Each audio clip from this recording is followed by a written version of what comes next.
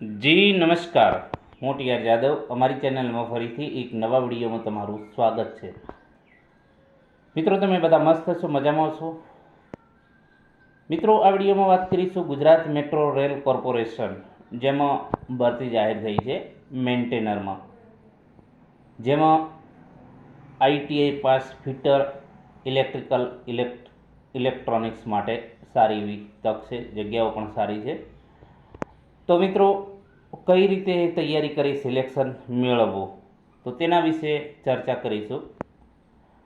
તો વાત કરીશું ગુજરાત મેટ્રો રેલ કોર્પોરેશન, જેમાં ગાંધીનગર, સુરત, અમદાવાદ, જેમાં મેન્ટેનન્સ ડિપાર્ટમેન્ટમાં જે પ્રમાણે આપણે વાત કરી કે ફિટર ઇલેક્ટ્રિકલ અને ઇલેક્ટ્રોનિક્સ જેમણે કરેલું છે, તો એમના માટે સુવર્ણ તક છે, તો આ તકને ઝડપી લેવી. હવે સિલેબસ શું છે, બરાબર? તો સિલેબસ વિશે ચર્ચા કરીશું. કઈ રીતે સારી રીતે સિલેબસ પ્રમાણે તૈયારી કરી અને પોતાનું ઉજ્જવળ ભવિષ્ય મેટ્રોમાં જો બનાવવા માગતા હોય, બરાબર, તો તેના વિશે ડિટેલમાં ચર્ચા કરીશું. તો અહીં તમે જોઈ શકો છો નોટિફિકેશન, જે Gujarat metro rail corporation limited, જેમાં 50% ગુજરાત સરકાર છે, 50% કેન્દ્ર એટલે કે સેન્ટ્રલ સરકાર, બરાબર, જે ભારત સરકાર અને ગુજરાત સરકાર વચ્ચે સાહસ છે 50-50%નું. તો વાત કરીશું જે મેન્ટેનર, તો test will be of 100 question technical knowledge, જેમાં તમારું જે ટેકનિકલ નોલેજ છે એના 40 ક્વેશ્ચન હશે. જે તમારું પેપર હશે 100 માર્ક્સનું હશે ટોટલ, જેમાં 40નું તમારું ટેકનિકલ નોલેજ હશે. એના પછી ગુજરાતી લેંગ્વેજ 20 પ્રશ્નો હશે, લોજિકલ એબિલિટી એન્ડ રિઝનિંગના જે 15 ક્વેશ્ચન હશે, ક્વોન્ટિટેટિવ એપ્ટિટ્યૂડ 10 ક્વેશ્ચન હશે, અને જનરલ ઇંગ્લિશ 15 માર્ક્સનું છે. આ જે છે તમારો સિલેબસ છે. તો આ પ્રમાણે તમારે તૈયારી કરવી પડશે. અને જે પેપર હશે MCQ ટાઈપનું હશે,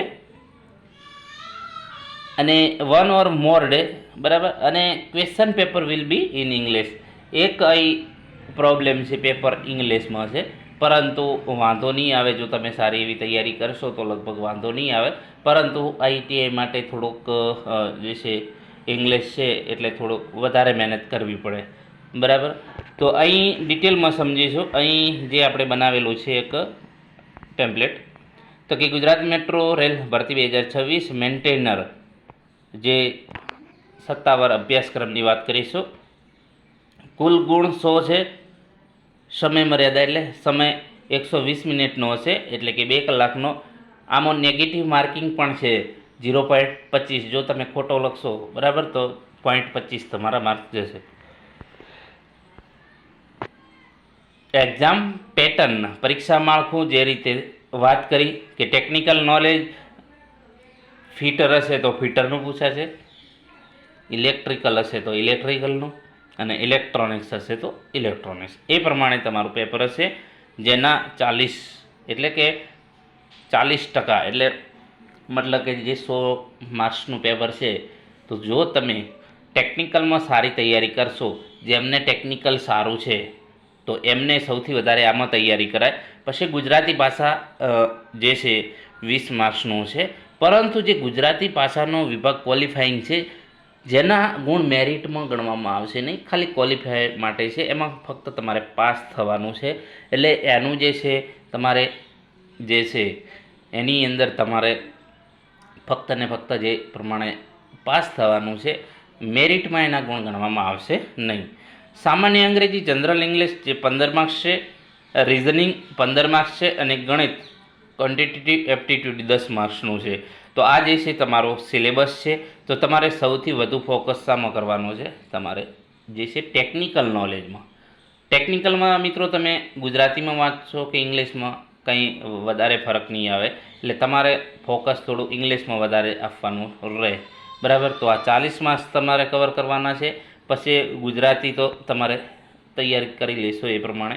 સામાન્ય ઇંગ્લિશ તો એ 15 માર્ક્સનું છે. તાર્કિક ક્ષમતા એટલે કે રિઝનિંગ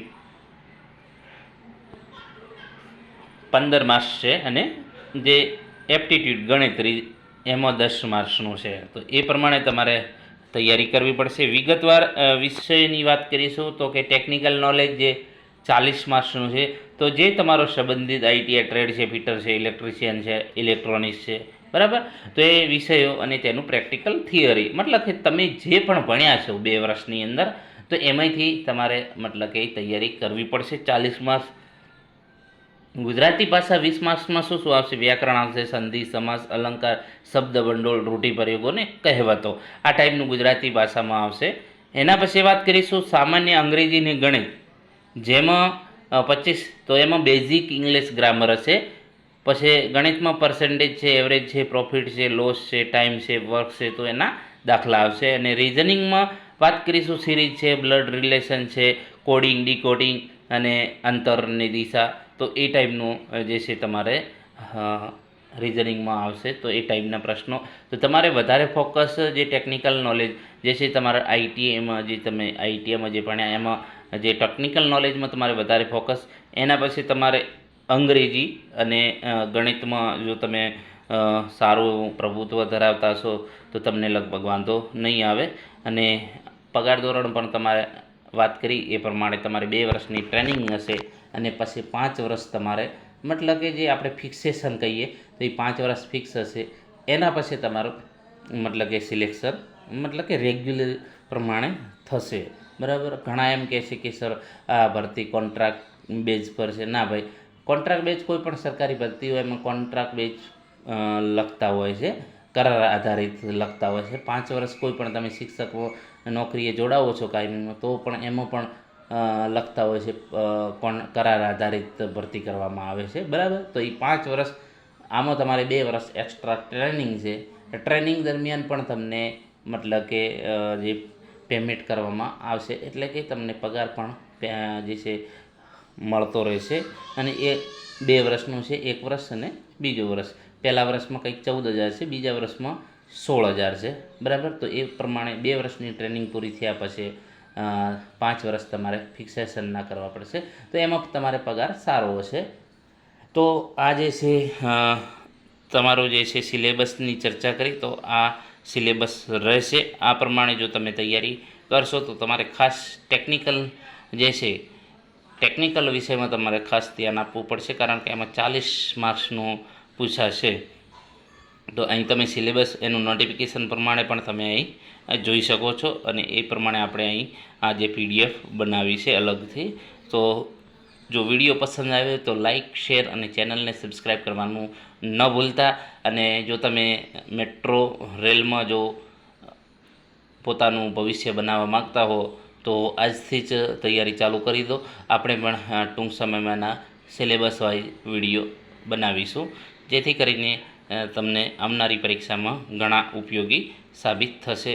તો વધુમાં વધુ આ વિડીયો શેર કરજો. જો સારો એવું મતલબ કે તમે સપોર્ટ કરશો તો આપણે ચોક્કસ વિડીયો બનાવીશું. આમાં મેં પણ પરીક્ષા આપેલી હતી, જેમાં સ્ટેશન કંટ્રોલર જેમ મેં પરીક્ષા પાસ કરેલી છે, બરાબર. તો એ પ્રમાણે મારા અનુભવના આધારે તમને ચોક્કસ ફાયદો થશે એ પ્રમાણે વિડીયો બનાવી અને તમારા ઉજ્જવળ ભવિષ્યમાં સાથ આપીશું. આભાર.